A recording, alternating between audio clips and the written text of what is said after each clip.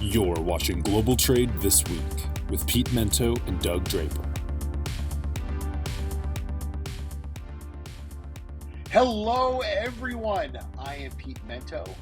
That's my partner, Doug Draper. This is Global Trade This Week, and you're you.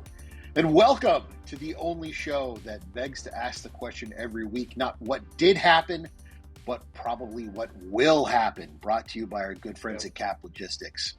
Keenan is back in the booth, probably enjoying a Lunchable right now, reading a comic book, and Doug is in Colorado. I am in Austin, Texas, on location, about to give a speech. And Doug, I got to tell you, man, your collection of neutral colored sweaters is absolutely incredible. So here's the story with that, Pete. First of all, thank you. I appreciate that compliment, but I've been living in my brother's basement for about 4 nights because we're getting our main floor redone, and they are in the stages of hardwood floors. And so the fumes, the chaos, the dust. So I kind of went a little lean on the apparel. So this is a sweater I actually wore Friday or yesterday or something. I can't remember. But anyway, I think I wore this yesterday. But that's neither here nor there, Pete. We're here to talk about global trade and its implications on the supply chain and in our world around us. But thank you for you know what? I'm going to come in with some crazy stuff in the next couple weeks.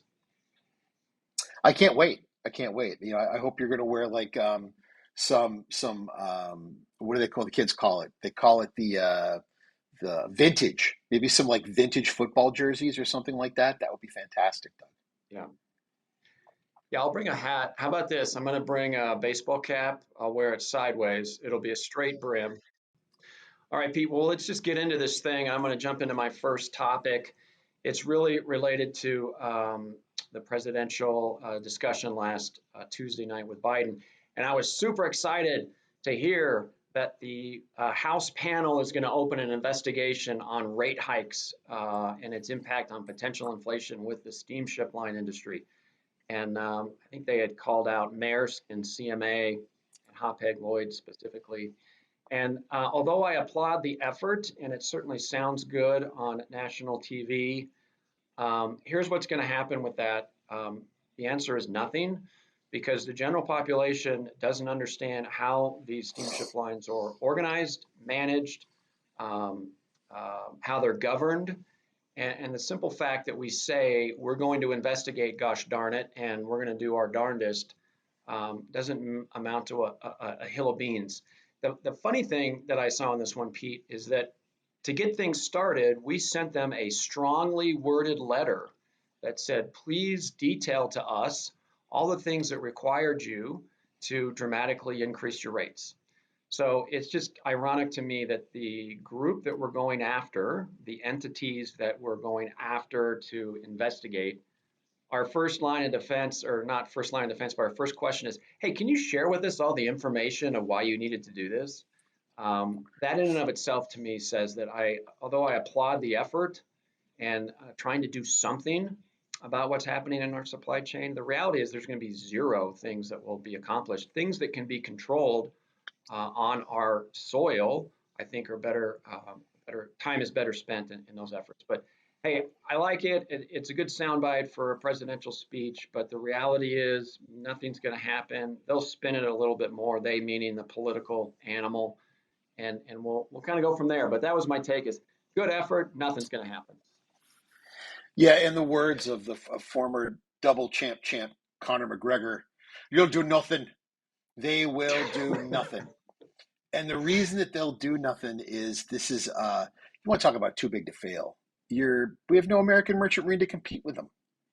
What are they going to do? What are you going to do? Yeah. I mean, ultimately, what is your threat to them? Now, listen, we're gonna do something about this. We're gonna unleash our mighty U.S. merchant marine of container ships to go and fight against you. We have none. We're in no position to negotiate. So I'm sure we'll have a talk about it. There'll be lots of saber rattling, lots of finger pointing and finger wagging. How dare you? Yeah. But ultimately, these ocean carriers are, I hate to quote Stalin with anything, but the strong do what they will and the weak accept what they must.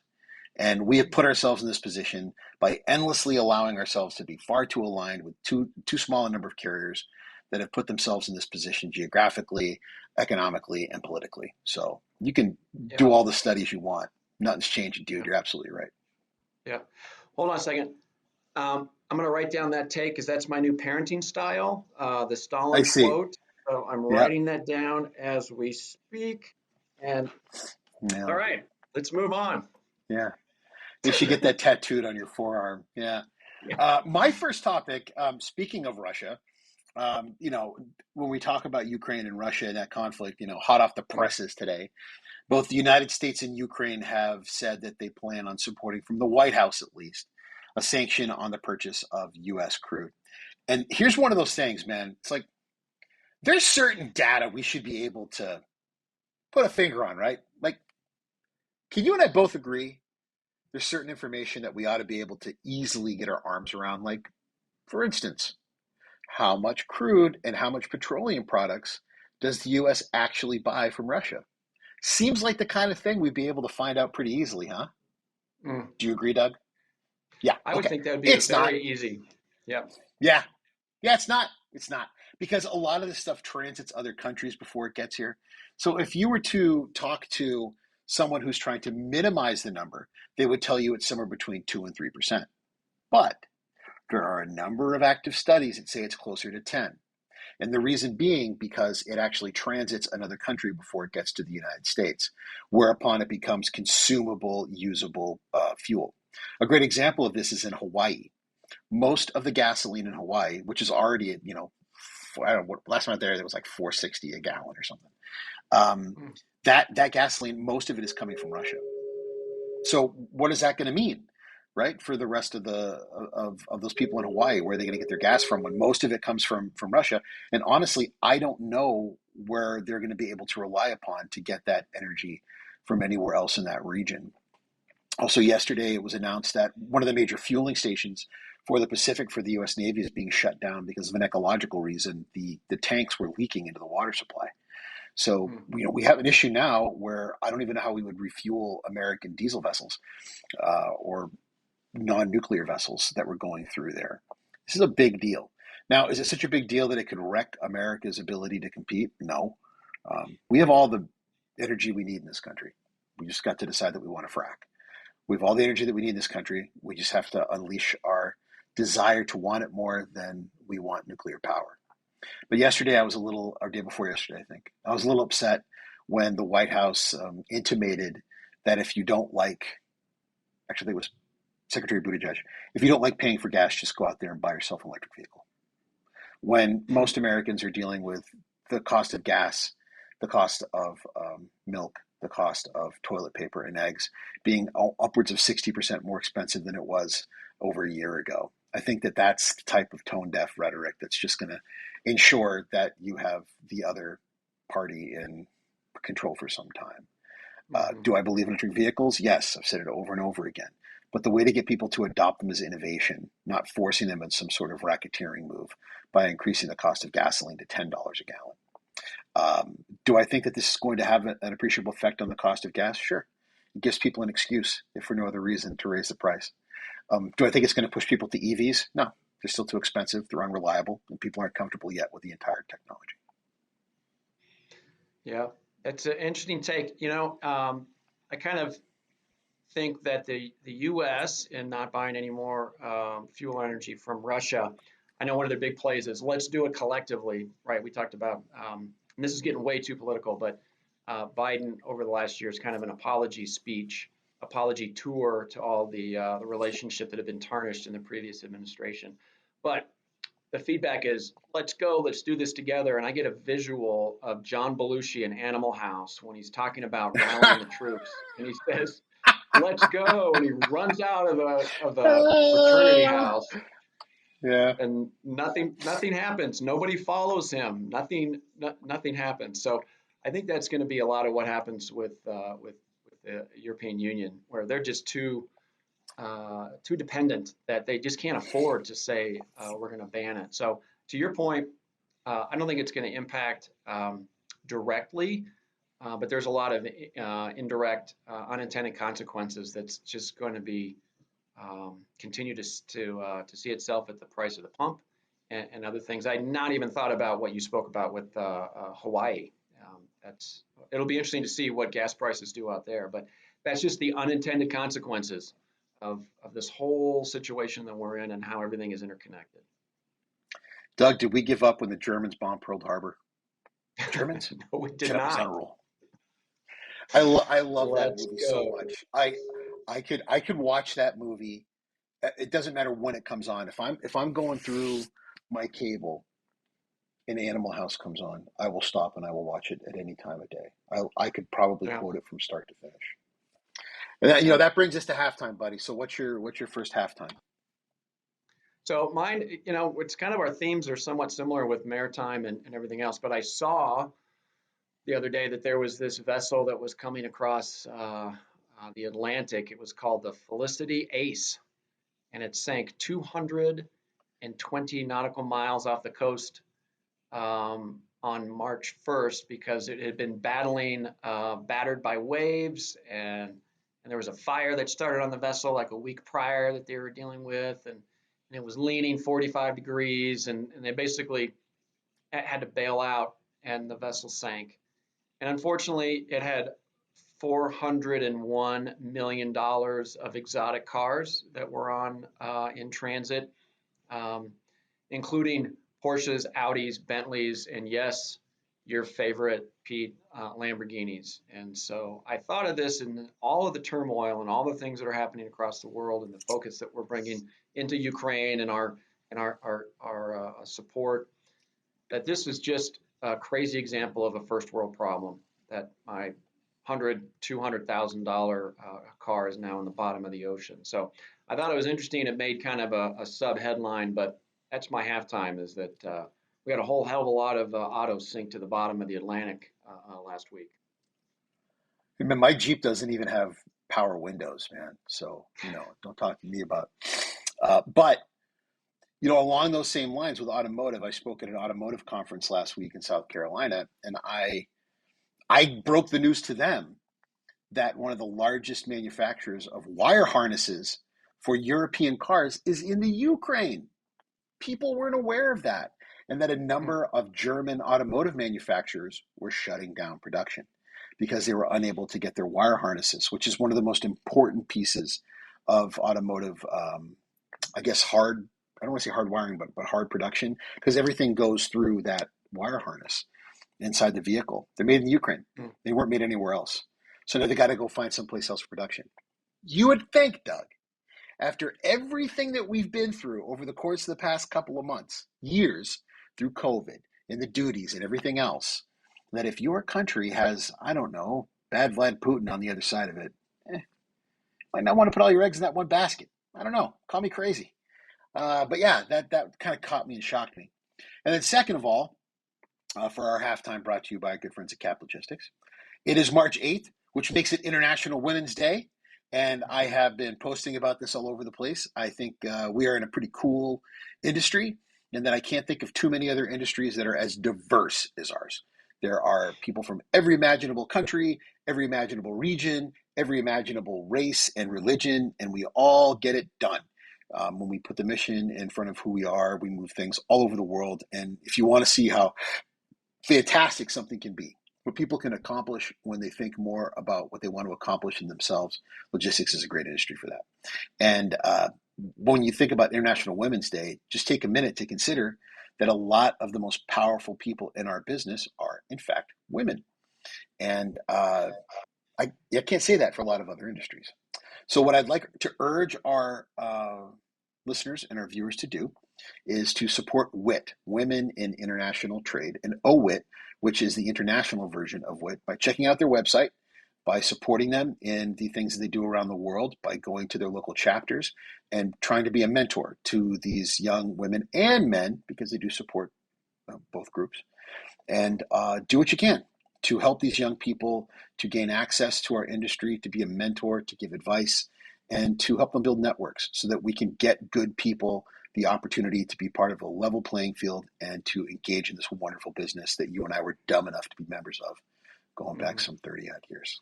So that's my Yes. halftime, buddy. Nice. I like it. I have stupid stories about cars in the ocean, and you have a very, very Not dumb at powerful all. message. Yeah, every week one of us says something like kind of, absurd and hey, and someone's like, well, I should probably talk about the fact my dog got run over by the dump truck this week. I mean, like it happens every week, man. Yeah, yeah. So there's another Women in Trucking is another group here. So I think what we'll have Keenan do is put some links up on the pod. So, all right, man. Here's my second one. I've made a point to try to be more positive, at least have a yin and a yang and a balance out. And here's my positive story for the week: is I think Target, the retailer, is absolutely on point with massive expansions in their logistics supply chain. I think they're spending close to $5 billion to upgrade. I think at the time there was knows that they haven't really done a whole lot in the last 10 years. It's just been kind of there. And not only are they just building new spaces and warehouses, they're really taking to the next level where they're going to really proactively understand their consumer, where their consumer is buying, how they're interacting, and where with their store and their purchases. And they didn't call it this, Pete, but they used BOPIS as a driving force in getting people in the store and doing back office logistics and supporting them when they come to the store beyond just park your car and get out and come into us.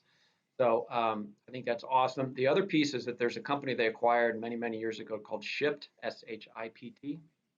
I think you're going to see a lot of deliveries through that organization on Uber Final Mile, Micro Mile, I think is some terms it's been using.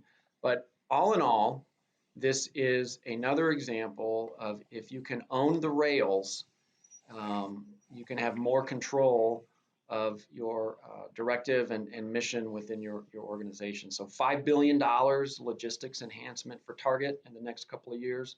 Absolutely love it. I think you're going to see a whole lot of creativity. I think you're going to see some more local micro deliveries. And I love it. Invest. Yeah. They get it. They just bumped their minimum wage up a little bit. So I'm bullish on Target on a lot of varieties, especially in logistics.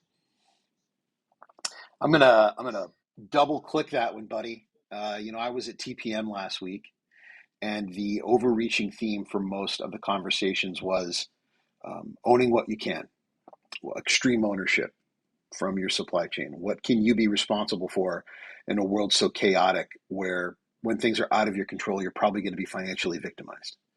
And when you're a company like Target or Walmart, you do have the resources financially to really own a lot of that. And also, our CEO for Wayfair, he was there and he gave a speech. So very pragmatic, very honest. Whereas a lot of other leadership that I saw was really avoiding difficult questions. Neeraj was very honest about what we were doing, why we were doing what we were doing, which was to lower the cost to the end consumer. If you look at this ownership of logistics and supply chain, we're not doing this to make a profit. We're not doing it to try to create a profit center. We're doing it because if we can make it cheaper for our suppliers to move product, we ultimately make it less expensive for customers to buy our products, which gives better profit margins for everyone, but ultimately makes our goods more desirable than other e-commerce platforms. And I think if it's an e-commerce platform, physical retail, whatever the case may be, if you have the heft and you've got the size to be able to purchase logistics on behalf of your suppliers at a price that they could never get, and then to create those rails, as you mentioned, that give them infrastructure that they simply aren't mature enough to have, you're going to have a tactical advantage that other companies just won't. This is just going to grow, buddy. It's just going to grow and grow and grow. And it's a continued throwing of the dirt onto the grave of the typical freight forwarding company. Yeah, I'd agree with you on that one.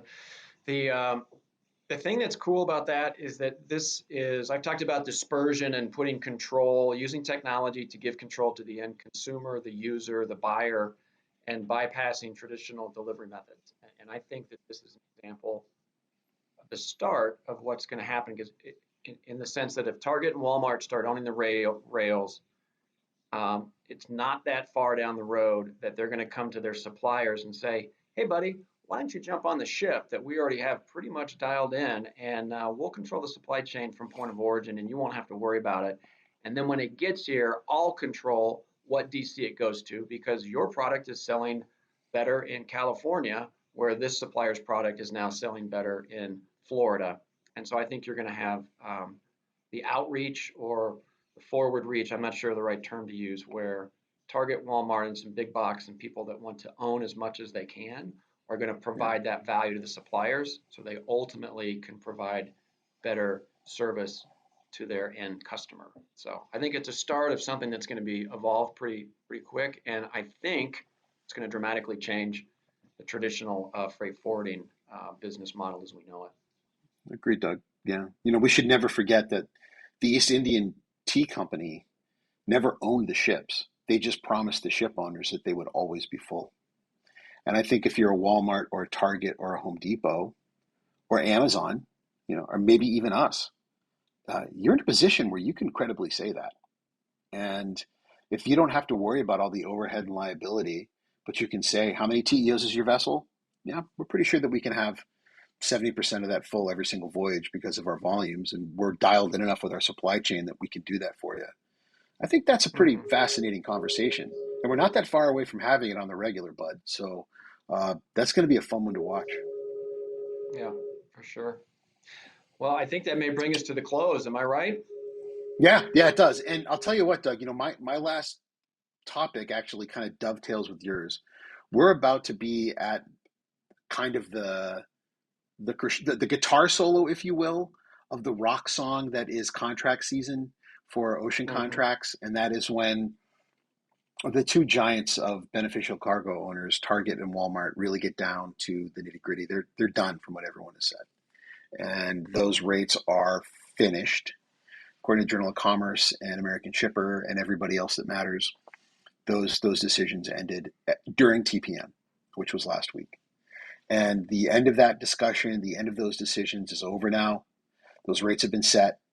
And now that those volumes are done, which means that pretty much all the BCO volumes are done, NVOs are now going to be in the market buying up the rest of the space.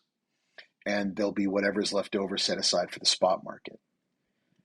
And if any indication that we're seeing from just the whispers that were happening at TPM are correct, rates are going to suck. They're going to be bad.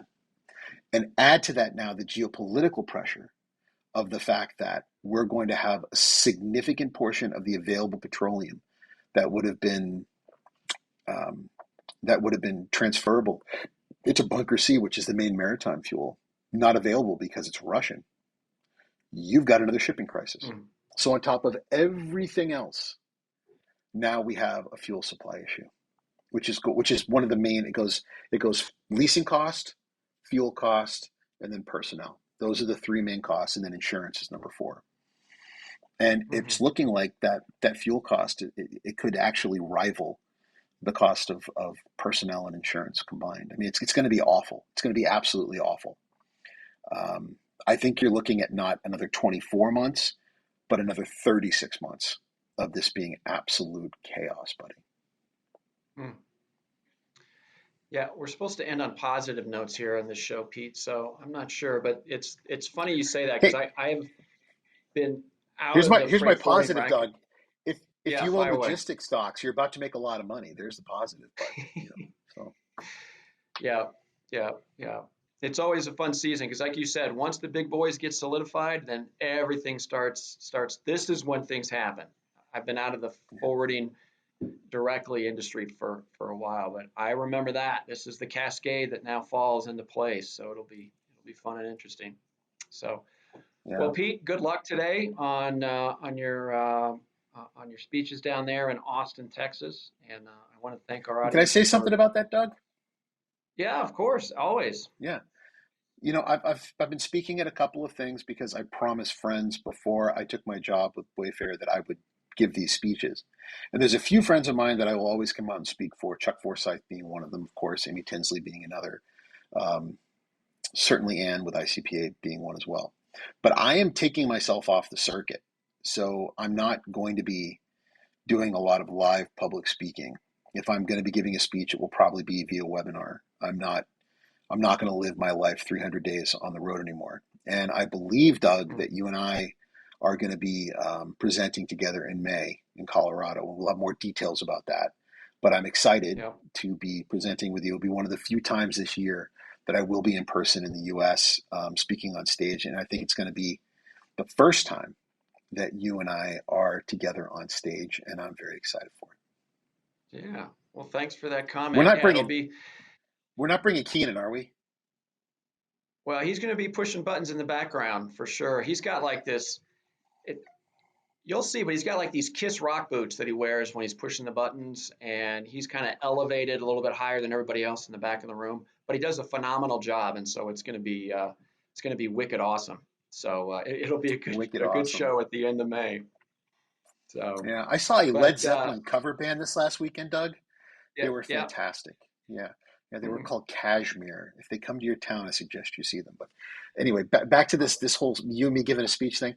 If Keenan comes, I mean, can we just sign off finally on his whole college intern thing and get somebody who's over 30 to do this work for us, or what? Can we just get that taken care of? Now we got to be too hip. He brings the hipness to us old guys, right? So hipness to our broken hips. Yeah, that's fair. That's right. Oh, I learned, I don't know what it's called, but I saw something where it's a little acronym on memes. It's basically said, if you know, you know, which is kind of like something related to inside joke. And Pete, I'll have to explain this again on the next show because I'm doing a horrible job of it right now, which means I'm tired. We got to get this thing wrapped up, and we're going to end this week's edition of Global Trade This Week. Cap Logistics, Pete and Keenan, thank you so much. We wouldn't be here without you. And there's some cool links that we're going to put on the bottom of the pitch of the show after it drops. Please click on those. International Women's Day. Get educated and help support. So, Pete, thank you, sir. Good luck today. Thanks, Doug. Talk Thanks, to you soon. everybody. See you next week. Bye-bye.